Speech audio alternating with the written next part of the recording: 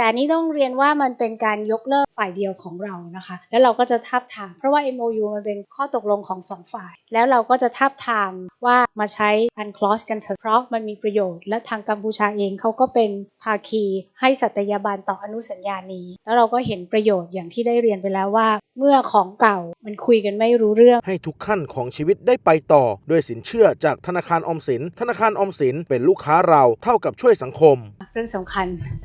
คือเรื่องการยกเลิก MOU 44 ค่ะซึ่งวันนี้ครม.เห็นชอบให้มีการยกเลิก MOU 44 นะคะซึ่งก็ต้องขอยืนยันว่าในการยกเลิกครั้งนี้ไม่เกี่ยวข้องกับการ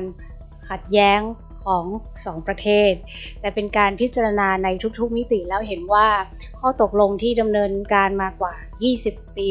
มีการพูดคุยกัน5 ครั้งแต่มันไม่ได้นำไปสู่การพัฒนาใดๆที่เป็นประโยชน์ของ2ประเทศเลย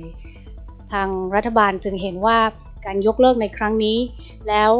การไปใช้กรอบเจรจาอันใหม่ที่ชื่อว่า UNCLOS นะคะถ้าแปลเป็นภาษาไทยก็คือภาคีอนุสัญญาสหประชาชาติว่าด้วยกฎหมายทางทะเลคศ1982ก็จะเป็นประโยชน์ของ2ประเทศมากกว่าถ้าทางฝ่ายกัมพูชาสนใจนะคะซึ่งในที่ประชุมเนี่ยเราก็ต้องเน้นย้ำว่ามันไม่เกี่ยวข้องกับความขัดแย้งแต่เราอยากที่จะหา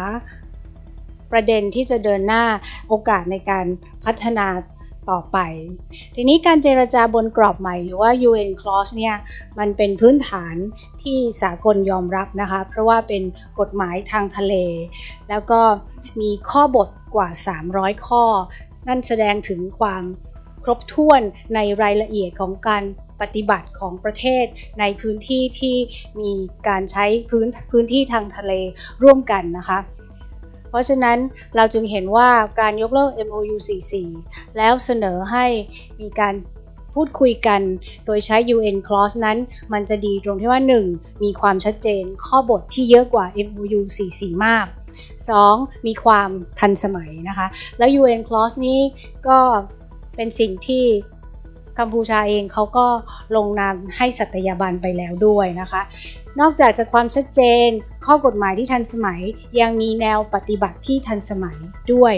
และเรื่องนี้ก็จะเป็นการเจรจาของ2ประเทศเท่านั้นซึ่งรัฐบาลก็เห็นว่ามันก็จะเป็นโอกาสที่ดีของไทยและกัมพูชาค่ะซึ่งณขณะนี้ได้มีการแจ้งไปยังทางกัมพูชาอย่างไม่เป็นทางการแล้วนะคะจากนี้ไปเมื่อผ่านคณะผลการประชุมของคณะรัฐมนตรีแล้วเนี่ยก็จะทำการแจ้งอย่างเป็นทางการต่อไปให้ทางฝ่ายกัมพูชาได้รับทราบค่ะขอบคุณค่ะมันไม่เข้ารัฐธรรมนูญมาตรา178 วงเล็บ 2นะคะเป็นอำนาจของฝ่ายบริหารค่ะใช่ค่ะแต่นี้ต้องเรียนว่ามันเป็นการยกเลิกฝ่ายเดียวของเรานะคะแล้วเราก็จะทาบทามเพราะว่า MOU มันเป็นข้อตกลงของ2ฝ่ายแล้วเราก็จะทาบทามว่ามาใช้ UNCLOS กันเถอะเพราะมันมีประโยชน์และทางกัมพูชาเองเขาก็เป็น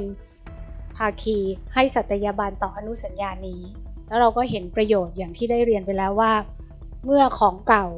มันคุยกันไม่รู้เรื่องไม่มีความก้าวหน้าไม่มีใครได้ประโยชน์จาก MOU 44 เพราะฉะนั้นมาพิจารณาที่จะเจรจาในกรอบฐานใหม่ที่มีความเป็นสากลมีความครบถ้วนนะคะมีความชัดเจนและชัดเจนในถึงเรื่องของแนวทางปฏิบัติด้วยค่ะ